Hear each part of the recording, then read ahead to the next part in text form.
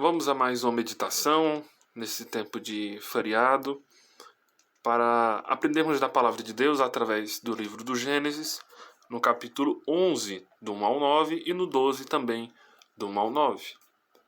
Quero apresentar aos irmãos um claro contraste entre os homens de Babel e o Deus de Abraão, entre o povo rebelde e o povo da aliança e da promessa de Deus.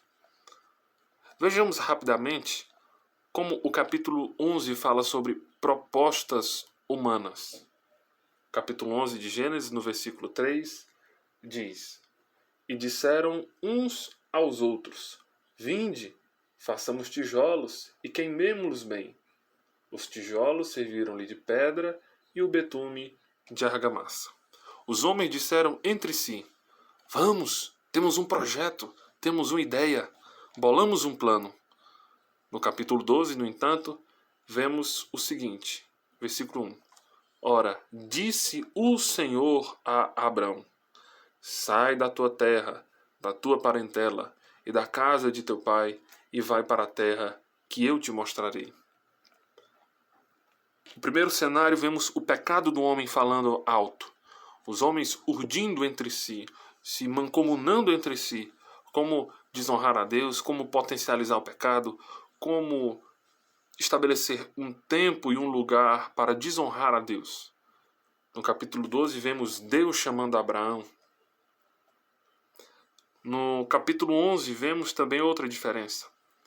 No capítulo 11, os homens estão unidos, mas unidos para fazer o mal.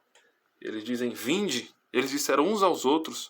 Eles saíram de uma inatividade, de uma inércia para um trabalho, mas para um trabalho maligno.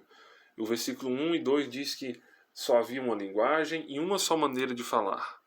No entanto, o chamado de Deus para Abrão é: sai da tua terra, da tua parentela e da casa do teu pai.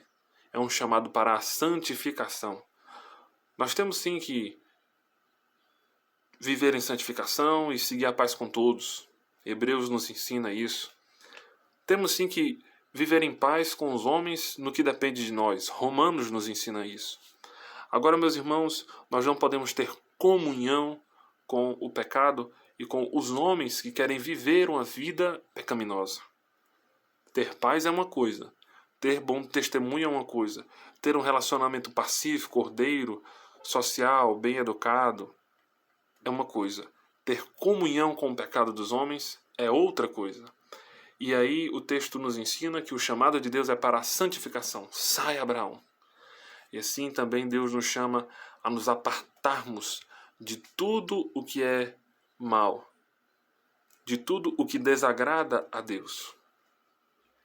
Terceiro contraste entre o povo de Babel e o povo da aliança é que em Babel os bens servem ao pecado.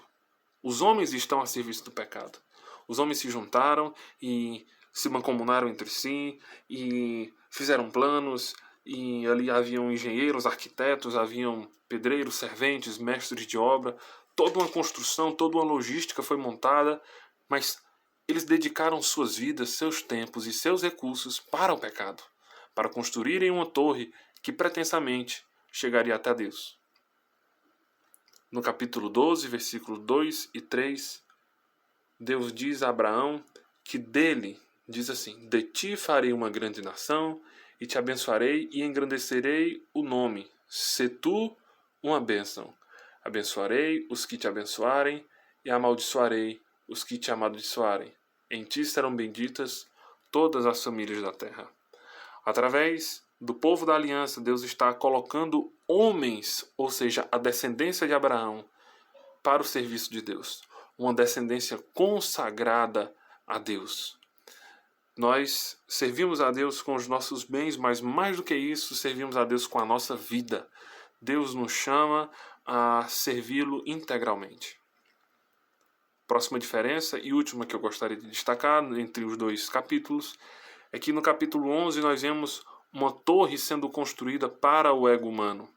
Versículo 4, os homens falam sobre uma torre que seria alta, que tocaria o céu, que chegaria até Deus. Eles construíram uma torre para a idolatria do seu próprio ser e das suas próprias obras.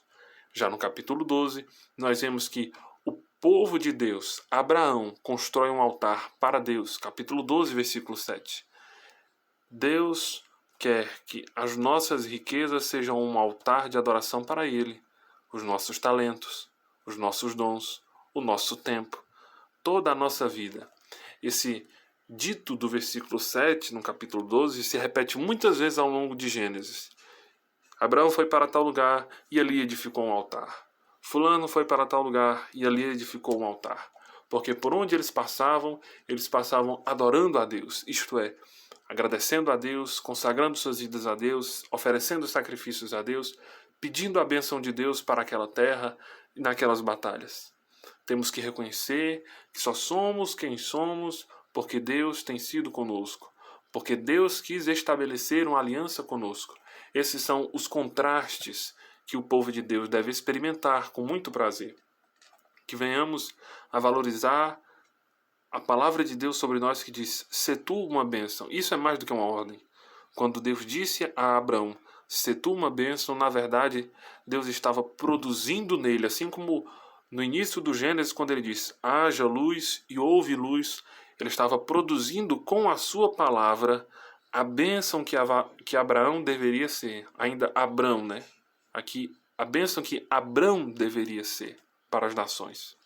Então, com a sua palavra, Deus nos abençoa e nos torna quem devemos ser. Por isso é importante termos contato direto e diário com a palavra de Deus, para sermos mais e mais seres tomados da bênção do Senhor, para assim manifestarmos a glória de Deus a todas as famílias da terra.